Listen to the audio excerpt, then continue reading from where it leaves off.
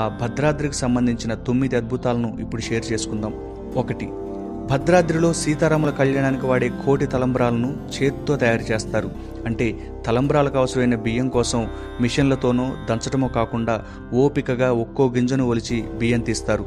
వాటిని తలంబ్రాలుగా చేస్తారు. ఆశ్చర్యంగా ఉంది కదా.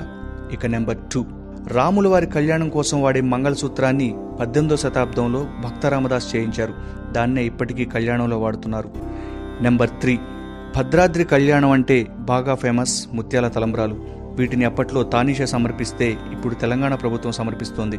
నెంబర్ 4, సాధారణంగా ఏ గుడిలో అయినా దేవుడికి భక్తులు ఆభరణాలు చేయిస్తారు. కానీ భద్రాద్రి గుడిలో రాముడికి అలంకరించే నగల ఖర్చును స్వయంగా రాముడే చెల్లించుకున్నాడు.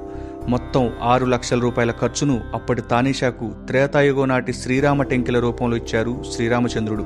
ఇప్పటికీ ఆ నాణేలు టెంపుల్ మ్యూజియంలో చూడొచ్చు. నెంబర్ 5, ఆలయంలో రాముడు కొలువైన గర్భగుడి గోపురం సింగిల్ గ్రానైట్తో చెక్కారు. దాని బరువు 36 టన్నులు.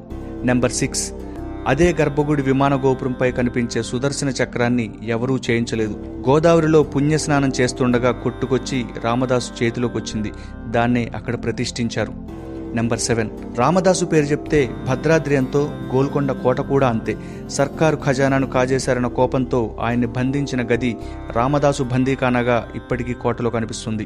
దాంట్లో స్వయంగా రామదాసు చెక్కిన సీతా రామ హనుమంతుల ప్రతిమలు చూడొచ్చు.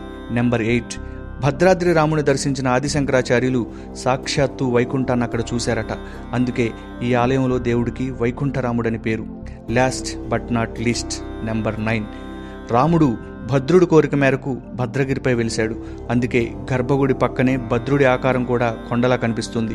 దానికి చెవి ఆనించి వింటే శ్రీరామనామం వినిపిస్తుందని కొందరు చెబుతుంటారు. ఈ రామ రహస్యాలు 10 మందికి షేర్ చేస్తారని